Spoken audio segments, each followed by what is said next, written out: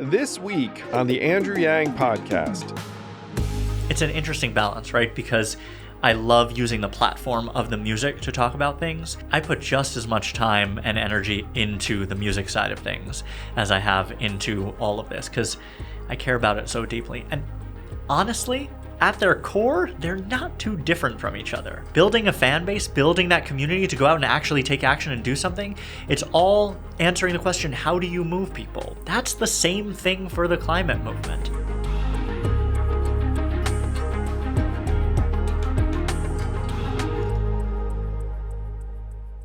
It is my pleasure to welcome back to the podcast literal rock star, PhD in sustainability and economics, and now author of the brand new book, Amplify, How to Use the Power of Connection to Engage, Take Action, and Build a Better World. And I do make an appearance in this book.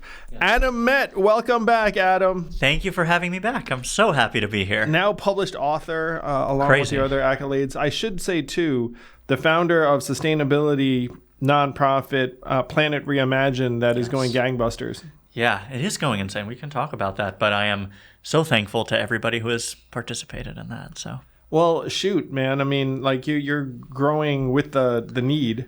Yeah. But your book. So for those people who are like, wait, literal rock star, Adam is the A in AJR. Yes. Which now is like an arena rock band. I can't. I mean, it's pretty awesome. I'm shocked just as much as you are. So it's been a very, very long journey. We grew up in Chelsea in Manhattan, and our dream was to play Madison Square Garden.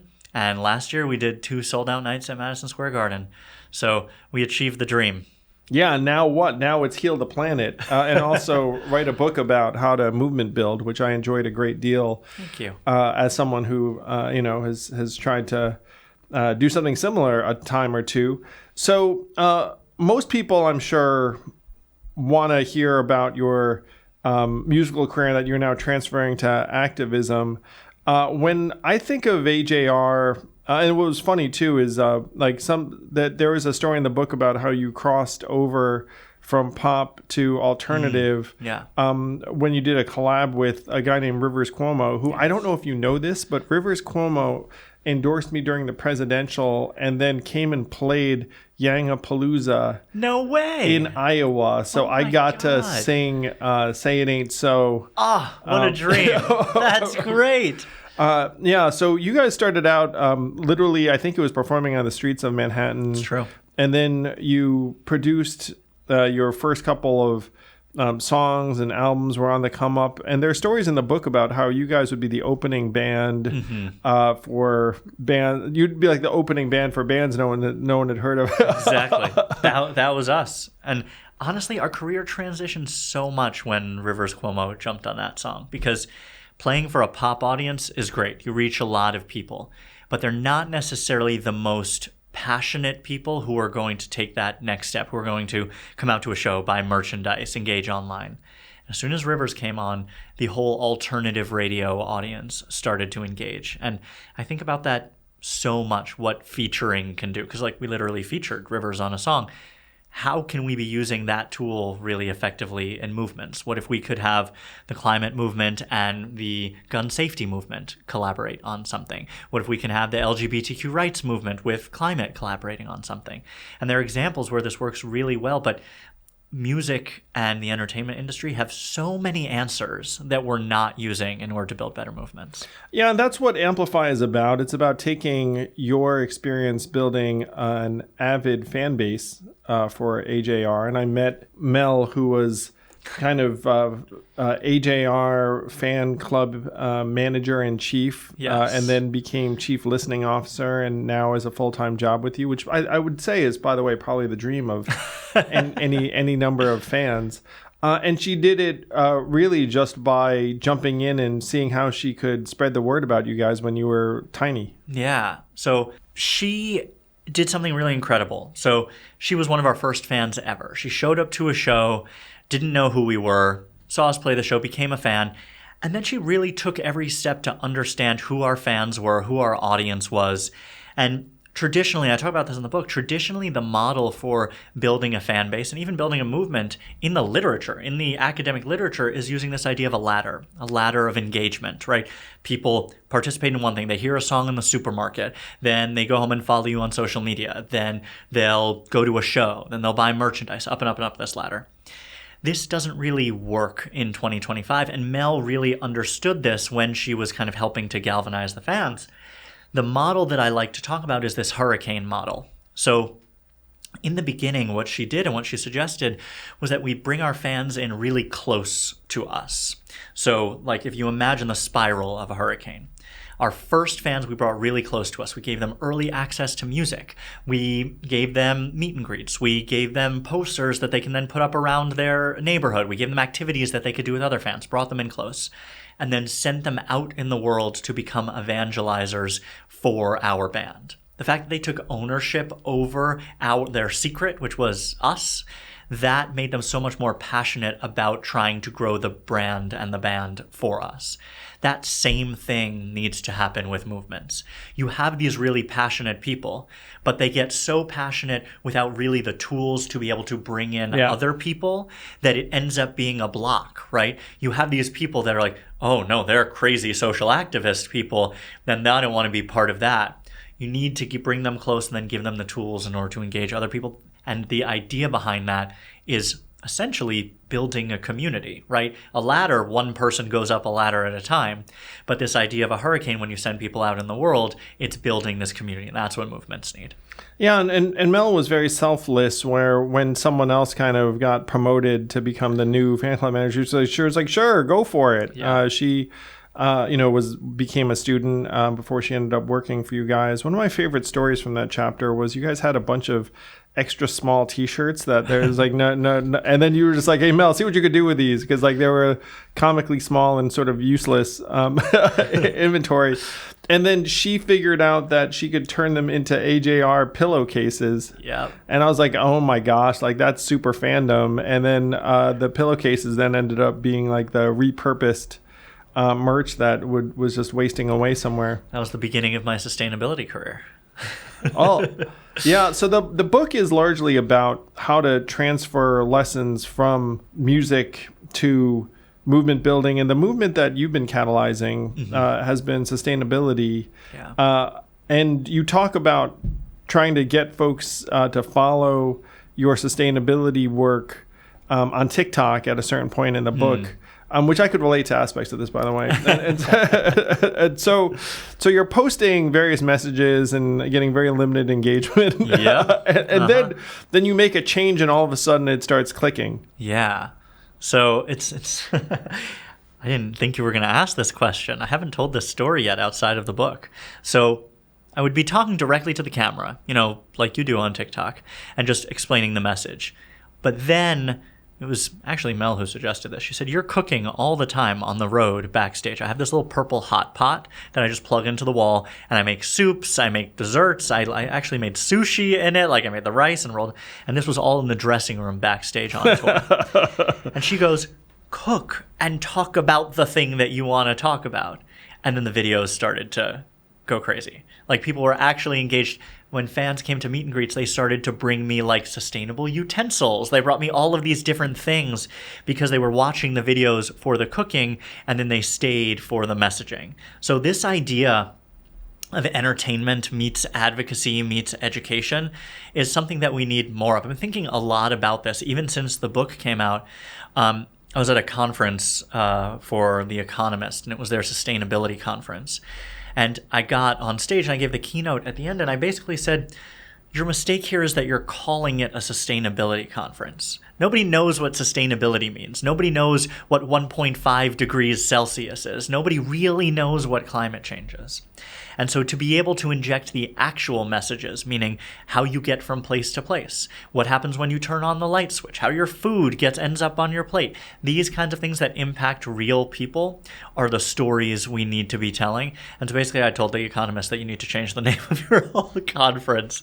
And lo and behold, the next year it became the Innovation Conference, whatever you like to call it, The Economist. You know what? The experience you had on TikTok, I could relate to, because, you give an impassioned personal plea direct to camera, and no one cares. Yeah, totally. That if you start doing something relatable and personal, then everyone's like, oh, I feel like I know this person because then I too use a hot pot. Yeah. And then they start sidling up to you and be like, what do you want to say about the other thing? Exactly.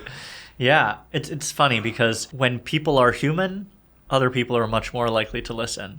And there's another whole chapter in the book about that, and we might talk about that later, but I went to go visit Glenn Beck. Yeah, sure. And that was... I was on his podcast a while back. Yeah. He became a human to me after 4 hours of me trying to find one thing that we could really agree on. And we found something really impactful to agree on. But the human piece of it, when you see that other people, I know this sounds so simple and so ridiculous. When you see that you are the same as everybody else and everyone else is the same as you, that's when you start to open your ears about ways that you can connect.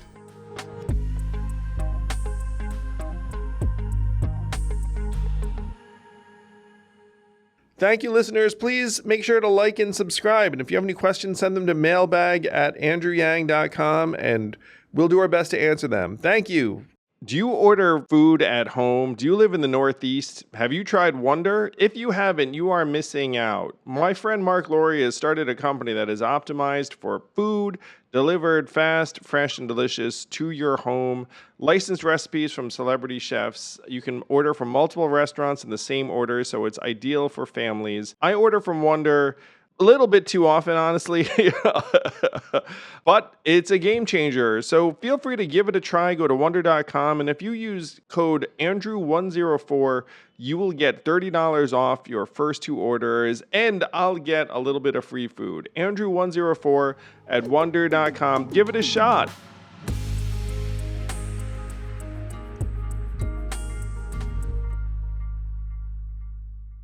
One thing I admired about this book, Adam, is that you've had an experience that most people could only dream of, which is that you've played to arenas of tens of thousands of people. I love the description, by the way, of collective effervescence, because I have been on both sides of that, in that as an avid, and still am an avid concert goer. So I'd be like, yeah, and like sing along to your favorite band. Yeah. But then I also hosted rallies during the presidential campaign that got up into the thousands. And there is something very, very distinct about people chanting your name or singing along with the song that you wrote in your case. And so you've had an experience that most people just can only dream of. And you have this deep passion for a cause that affects everyone, obviously, like what's going on with the climate. And you took the time to get a PhD even while you were a thriving rock star. I mean, which, by the way, is insane, because I know a lot of folks who were doing nothing but trying to get their PhD, and that was a lot. And so in your case, you've become, in my mind, one of these hyphenate people, and you describe some of them in the book, where you've kind of crossed these disciplines. Do you ever feel like, how would I put this? It's like there's, and I totally agree with the premise of the book, by the way, that there's a lot of transferability from like one realm to the other. Yeah. But do you ever feel challenged by folks in one realm or the? I mean, certainly rock stars would be like, sure, man, like you're for the earth. I mean, they're not going to be mad at that. But I guess I'm imagining on the flip side, it's like someone who's been in climate. It's like, oh, who's this pop star? Who thinks we should be going about it a certain way? Yeah. So there's actually pushback on both sides. What kind of musician would it be into the earth? But continue. On the music side, so there are some really great climate advocates on the music side. Billie Eilish is great. Even Shawn Mendes, Chris Martin does a lot. Jack Johnson, Dave Matthews. There are a lot of kind of big artists that support climate. But the line between when you're trying to engage your fans around music, what happens if you start talking about a topic that turns away your fans, that your fans don't like? So in advocacy in general, Olivia Rodrigo on her tour had abortion advocacy. I'm sure that turned away some of her fans. So that's where the question starts to be. If they're there for entertainment, where do you weave in these other messages? Where do you weave in advocacy? And we talk about that a lot. But on the other side, when I first started working in policy, in climate policy, and this is at the local level, the state level, the federal level, and now I'm working with a bunch of international governments on setting their climate agendas, a lot of the time, until recently, I would walk into the office and they would be like, "Oh my God, you're from AJR. My kid loves you. Can we take a video? Can we take a selfie?" Sure. Great. Happy to. And then I quickly transition the conversation to whatever policy they're working on. In the last handful of months, it has kind of flipped. So more meetings now, people don't know that I'm in AJR and they're there for the climate stuff, which, I mean, I'm happy for both. The fact that I'm getting more known for the climate stuff You'd be like, is you great. do realize I'm a pop star, and I'm now going to get on a plane and fly and play to an arena. Like, yeah, no, I mean, I'm not going to say that. I'm not going to say that. But, I mean, it's an interesting balance, right? Because I love using the platform of the music to talk about things, but I also don't want to come across as, oh, just another celebrity with a cause that cares about something, because I put just as much time and energy into the music side of things as I have into all of this, because I care about it so deeply. And honestly, at their core, they're not too different from each other, right? Like you were saying with collective effervescence, building a fan base, building that community to go out and actually take action and do something, it's all answering the question, how do you move people? What are the tools? Is it emotion? Is it communication? What are all of these strategies? That's the same thing for the climate movement. That's why I wrote this book. But people say, oh, you need to transition your mind. First you're in one place and then you're in the other. It's honestly the same for me. When I'm thinking about growing our fan base, we just announced we're putting out an EP this summer with a bunch of new songs on it. When I think about, okay, how do we grow the audience for that? How do we get that out there, get people to understand it, share it? It's all the same thing as what I'm doing with climate. One thing I enjoyed about the book, it was the humility you were talking about. It's like, yeah, I'm a fine bass player. There was also a story how really you were a talented keyboardist, but then one of your brothers is even better than you. And so I was like, well, I guess it makes sense for you to take that role. One thing I enjoyed was like the early days and the come up and talking about the scrappiness. Yeah. And that one of the mechanisms that clicked, which I thought was actually really impactful, was you guys were opening for another act. I think it was Ingrid Michaelson. Yes. And then you just started saying like like at the end of your set to be like, hey guys, we're coming back here, and the tickets just went on sale, so you could buy tickets to our show right now. Which I got to say, I've been to a lot of shows and I've never actually seen an opening band bust that out. Yeah. Our booking agent was really not happy with us. Basically, we had to put 25 tours on sale over the course of a couple of weeks because each night we were putting a different show on sale when we were in that market. But creating that demand and that immediacy for, you just saw our set, if you want to see an hour-long version of this, we just put it on sale. It's at a tiny venue. Buy your tickets now. Creating that demand in the moment made all of those shows sell out. And that was the first time we had sold out an actual tour. So that strategy was something that is replicable. Absolutely. Any artist can do it. I don't know of any artist that has done it. So if anybody's listening and knows any artist that has done it, please let me know. But there was something I thought really, really insightful about that, because check it out. I go see an artist. There's the opening band that ordinarily I'm pretty indifferent to. Maybe maybe I don't even see the entire opening band act. But then sometimes you're like, oh, this opening band's pretty good, and then you might think, oh, I'll throw them a follow or whatnot. But what you did was you took them at their peak of intrigue, and then you gave them an action item. Exactly. And the fact is, like, I've been to now hundreds of charity events, and there are different versions of this where they're like, hey, you want to donate? And we're going to try and install some urgency, some peer pressure. We're going to have some fast-talking auctioneer. We're going to do some things. And it's again, I've been on both sides of this because I run nonprofits, so I was up front being like, hey guys, give money. And some of the things you do when you're in front of the crowd is, frankly, you see it where you're like, you're gonna donate, we're gonna like try and create a little wave. Yes. But then on the receiving end of it, it's true that there's like this moment, and I don't know how many of you have been there or can relate to this. You definitely can relate to this in different context, maybe less like charity ball or whatever, where you're like, am I going to donate? Am I going to do this thing? Like you're you're at this action cusp, and then what you do is you shove it in front of them at that moment. You're like, they're just like, I kind of like this opening band. Am I going to start following them? And then you were just like, we're coming here, and you can buy a ticket right now, and you can take your phone and buy that ticket. Yeah, that was a thing that we pioneered because we wanted to figure out.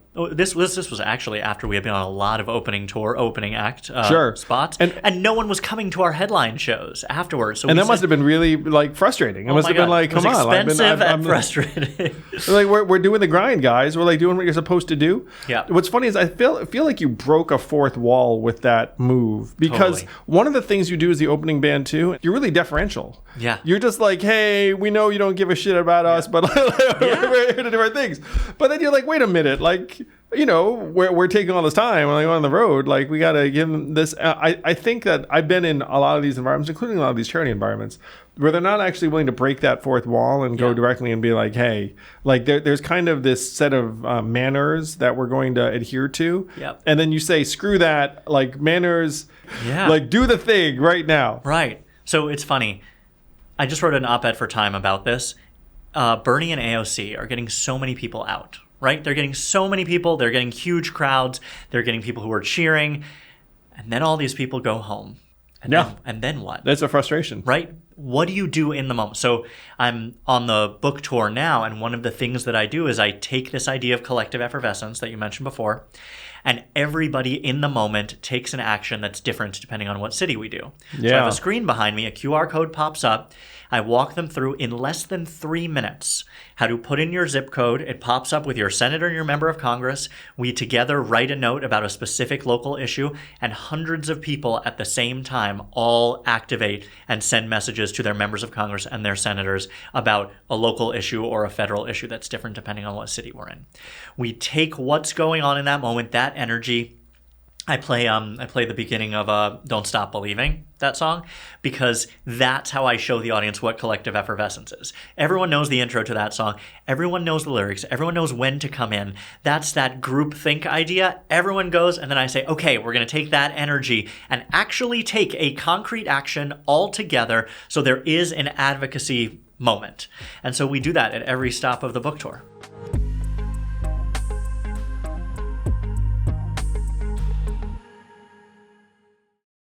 This podcast is sponsored by Helix Sleep. Sometimes you wake up on the wrong side of the bed, your back hurts, your neck aches, you don't have the energy you want. You know what? It might be your mattress. And you know one great way to find out? Get a new one. Go to Helix Sleep and take their sleep quiz, get a personalized mattress sent to your door with a money-back guarantee. I know, people can try a mattress and then turn it around. I've been using my Helix Ultra Dawn Firm mattress for months and months, and it has been a game changer for me. And what's wild is that my kids seek it out, even though it was not made with them in mind. I'm sure if they took their sleep quiz, it would have said soft, soft, soft, or whatever the heck kids like. Anyway, check out Helix Sleep for snoring, back pain, sleep apnea, just sleeping through the night, too hot, too cold. Helix Sleep can help.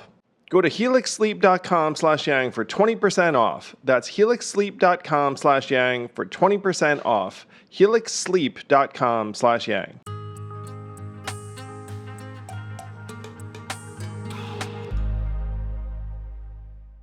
So I feel like you're the opposite of what people might expect. Because check it out. If there's like, hey, Rockstar embraces the environment, people would be like, okay, this person, you know, like shows up, does a thing or two, and then like you're the opposite in that you're actually like I've gone in deeper than a lot of the experts even. You know, you became an expert yourself, spent years doing so, and then you're going deep. It's really very, very impressive to me as someone who's, you know, tried to go in various directions. People should examine what you're doing with Planet Reimagined. How would you describe the work? And one thing I like about it is that you haven't confined yourself to traditional party lines as one example. Absolutely. So Planet Reimagined, I think of it, so basically we bridge the gap between thought and action. So much of thought and scholarship happens in academic spaces and think tanks, which are great. But very rarely is research developed with an eye towards how can we implement it really quickly. The idea behind it is we incubate creative climate ideas the way a tech company would incubate, like using R&D, right? So we do policy, we do advocacy, we do comms, we work with governments and companies, all of these different kind of stakeholders in order to build creative solutions. One of the kind of projects that's running the fastest is this idea of co-location. Never before in the US has this been allowed. We figured out a way to put renewable energy on top of current oil and gas land. So in the US, there's about 23 million acres or so of oil and gas land. A lot of it's been disturbed by oil and gas infrastructure. We worked with someone from NASA to figure out how to put solar panels on top of some of the land where relevant and wind turbines on top of other of the land where relevant.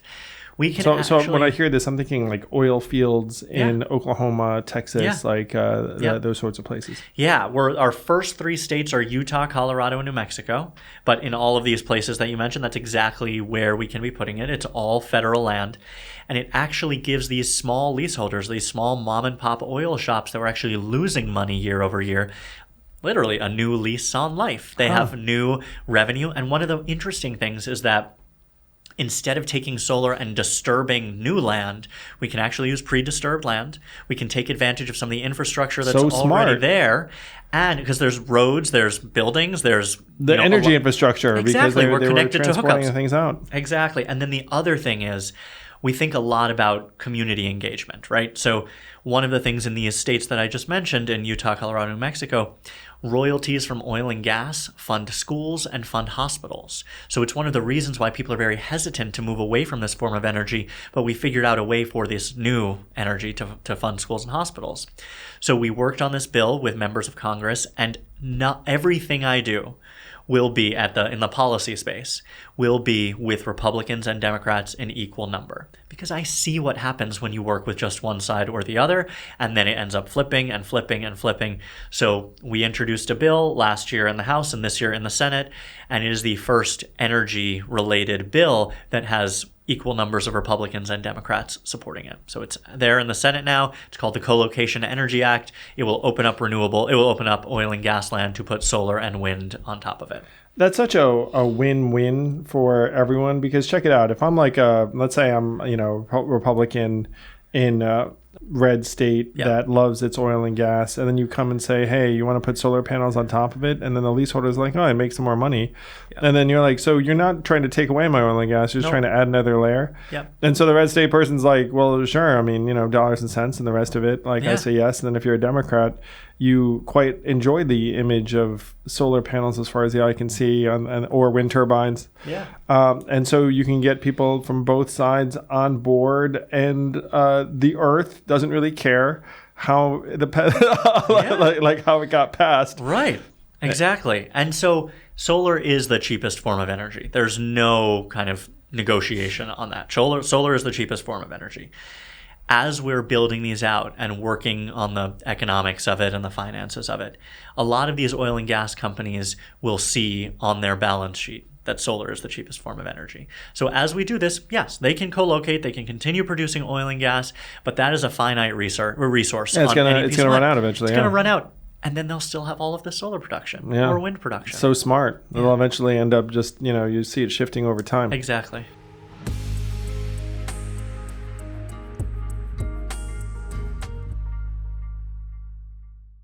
Summer is here. It's time to look good, feel good, be active. And you know what you don't want to spend all of your time doing? Chopping ingredients and cooking. That's where Factor comes in. Factor will send you a chef-crafted, dietitian-approved meal ready in just 2 minutes. It's fast, it's healthy, it's convenient. I love Factor because it takes all the brain power out of food. I don't like to think, I just like to eat. I've tried the shredded chicken taco bowl, the herb crusted chicken, the salmon piccata. All of them are tasty and feel like you're doing your body a favor. Guilt-free eating, fast, convenient, on a budget. Get started at factormeals.com/yang50off and use code yang50off to get 50% off plus free shipping on your first box. That's code yang50off at factormeals.com/yang50off for 50% off plus free shipping. factormeals.com/yang50off.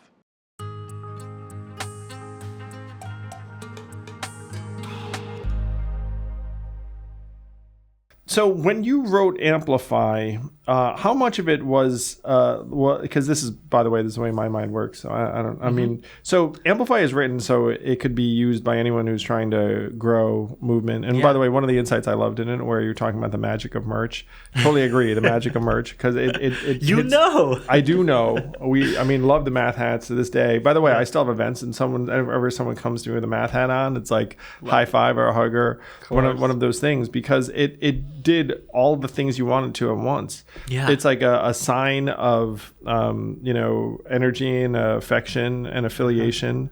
It does raise money because the thing costs a little bit of money, but it also spreads the word, because every time someone sees the person with it on, they're like, oh, what's that? It's like, oh, you like math? I mean, whatever it was. Love it. And so that's true for AJR, it's true for any rock band, but it's also true for Planet Reimagined. Yeah. And so one of the things that happens to me, and I'm sure it happens to you because you're a very effective person, you like write the book and you're like, you know what, I'm not going to hammer you over the head with a particular like call or message. Like, I want you to do what excites you. But also, wouldn't it be great if you kind of found out about Planet Reimagined? And there wasn't it was sprinkled. Yeah. But, and you're clearly very passionate. But if someone does want to get involved with Planet Reimagined, how can they best do so? Yeah, one of the best things that I love about what we do is we offer these fellowship programs for college students and master students. What? Yeah. So for anyone who wants to learn all of these skills, these fellowships over the summer, you work on all of the different projects that we're working on, and you kind of act as support, so you learn about them. But at the same time, you get training sessions on how to do everything from creating videos and doing social media, to data visualization, to working with journalists, to working with academics. You learn all of the skills in order to go out in the world and work in this space. And right now I teach climate policy at Columbia. I love it. I love teaching. But in the academic world, very rarely do you get all of those concrete things to be able to hit the ground running. Definitely not. So our fellowship program was meant to bridge that gap the same way we are, as an organization, bridge that gap between kind of thought and action. Wow. So it sounds like a student can apply for those fellowships? Yes, they can. At Planet Reimagined. It's pretty rigorous. I think last year we had 1,200 applicants for 12 spots. So it's pretty rigorous, but... Someone's going to get in. Yeah, someone's going to get in. And, who knows? If we raise more money, maybe we can expand that to 24 slots. Look at that. So someone could just go to Planet Reimagined and then donate the money. Exactly. And then they'd be creating a spot. Exactly. For more students to learn. Adam, I got to say, you're someone who invigorates me to try and do more, because you're doing so much.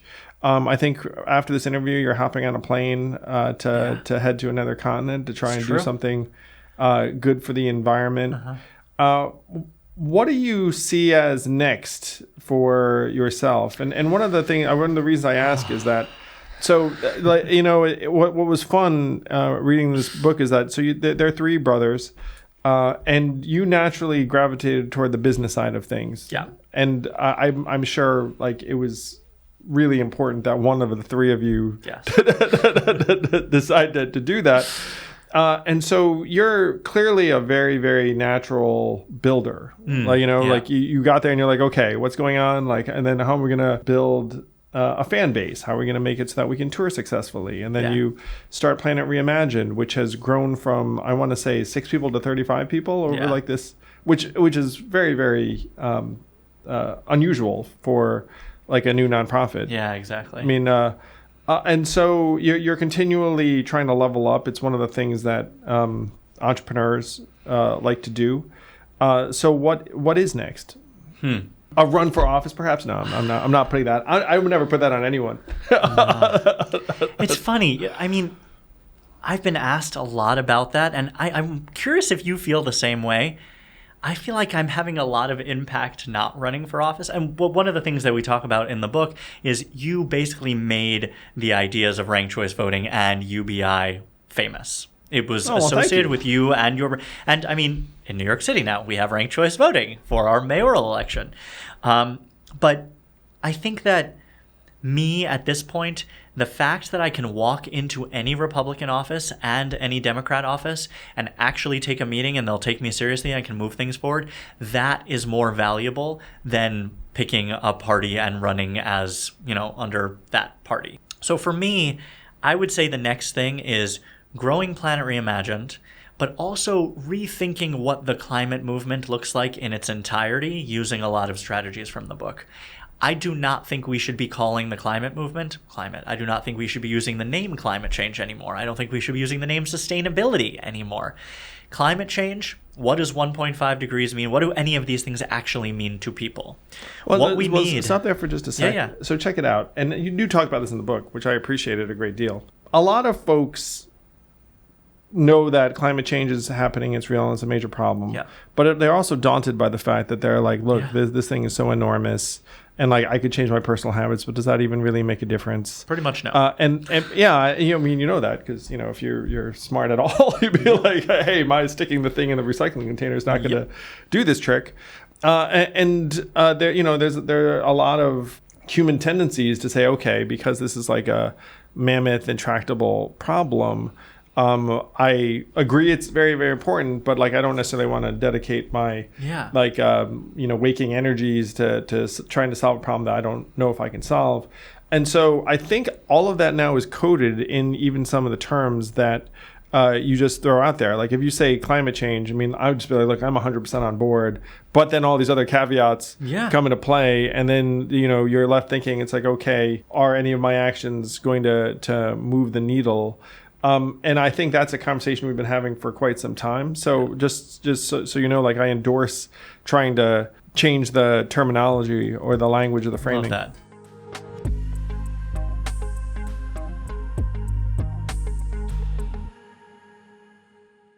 This podcast is sponsored by ExpressVPN.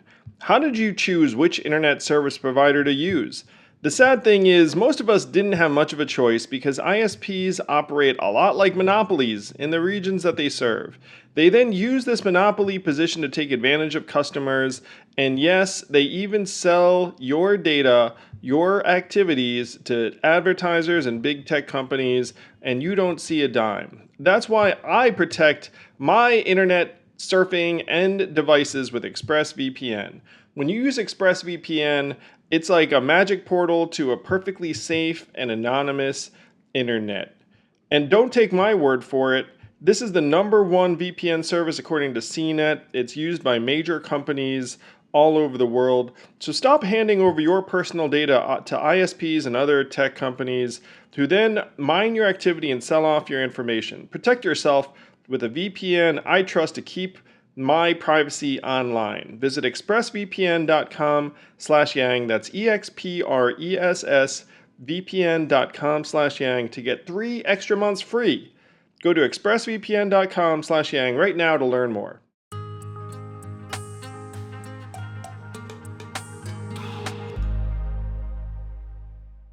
I think this idea of a new American Industrial Revolution is a better way of thinking about it. So positive. Yeah. And by the way, also that would appeal to Democrats and Republicans alike. Exactly. Because that is ripe for investment, right? How we power things, how we get from place to place, how we grow our food, how we get rid of things, how we build things. All of these things are climate change, but we don't have to talk about it using that framing. Totally. Right? It's like a kind of slightly different approach to Ezra Klein's abundance movement. By the way, I am so jazzed where we called UBI the freedom dividend because it tested better with conservatives. Of course. And so I'm just like, look, I'm just totally practical. I'm trying to get this problem solved, so I don't really care what you call it. You guys want to call it freedom dividend? I'll call it freedom dividend all day long. This was a huge mistake in my mind from the Biden administration, changing the name to the Inflation Reduction Act in order to get that bill passed. Fine, right? But when you're talking about it publicly, when you're going out there and trying to celebrate this win, it shouldn't be about, look how many of the production tax credits we got. Nobody cares about that. Nobody knows what a production tax credit is unless you're an energy developer, right? call it something that people will actually care about. The Inflation Reduction Act, sure, that's what it says on the name of the bill in Washington, D.C. It says on the name of the law. Fine. But call it something else that are actually going to get people excited about the thing that just happened. Celebrate that win in a celebratory way. Yeah, the new industrial revolution certainly has a ring to it. By the way, ranked choice voting in some contexts, instant runoff voting actually travels better. Great. Yeah, it's all like, sure. Well, then you know what it is. Instant runoff. You know exactly what that is more than ranked choice voting. Yeah, I'm like, call it whatever you guys want. Yeah. Like, as long as we get the job done. Totally. And I think that insight alone could really further I'm going to even call it the sustainability movement. Further the movement. The new industrial revolution. Further the new industrial revolution. Because in this era, like, everything is so bifurcated and blue versus red that as soon as you get bogged down in the stuff, you kind of know it's going to get stuck. Yeah. And it's only by trying to get above or beyond that that you can get real things done, which you have done. I mean, really, kudos to you for actually making progress on some of these really thorny problems, and by just being smart about it, like not being precious. You look at it and say, okay, what is it going to take to actually move the ball down the field? Like, let's do that. This is my biggest pet peeve. It's funny, I gave the commencement speech at the Columbia Climate School graduation. Wow. And I said a lot of things, but I said, no more conferences, no more convenings unless there is a real actionable goal for it. There's so much getting together to talk about something, right, without actually having results that come out of it. And I'm so tired of that. People will offer to pay for me to fly wherever to go give a talk about something and to sit on a panel with 3 other people. I'm sure you know what this is like. I do. And very rarely does, can I curse on this podcast? Yes, please. Very rarely does shit actually get done when that happens. Yeah. And so if you're going to do that and get people in that room where they're talking about something, there should be a pre-roundtable or a post-roundtable that's just you all that are on the panel to actually make a commitment around something. Your companies, your businesses, your platforms, whatever it is, should actually have something real and concrete every time you're bringing people together to meet over something. Dude, if that was the standard, half of these conferences wouldn't exist. Exactly. And maybe that's good. Maybe we need to say goodbye to some of them. Yeah. No one would care. No one would care. Not to say, if you're going to try to get people together, but just like Adam's saying, have a goal in mind, have something concrete and actionable, and then maybe you'll be able to get Adam over there. Me too. Bring Andrew and I to your conference. We will help design something where it's actually actionable. People in the audience are taking action. We have real commitments. We'll be able to get shit done, and we can do it together at your conference. Look at that package deal. Adam, really, congratulations, man. Now you can add published author again to this. It's been so much fun following your journey. I knew you back before you got this PhD. I think you were still working on the dissertation or whatnot. Yeah. If someone wants to keep up with you, your work, your org, how can they best do so? All of my social accounts are Adam AJR Brothers, but if you just put Adam Met into Google, you can find me. I'll be the first thing that pops up. Well, thank God for that. Adam Met, Amplify, how to use the power of connection to engage, take action, and build a better world. I really enjoyed this book, and not just because I make a guest appearance. He makes a great guest appearance. We talk to a whole bunch of different people who participate in movements in different ways, and Andrew was a very reluctant leader of his movement because he didn't want to be the face of it. He didn't want to be the person who was out there, and he just made an amazing front person, and his team was the person who got him out there. And like I said before, you made UBI and ranked choice voting or instant runoff voting famous, and now it's being adopted all over the country. So thank you for that. Well, from your lips to God's ears, my friend. And thank you for your activism, your leadership, and your character. It's really awesome to see. Thank you. Thank you for having me. This is fantastic.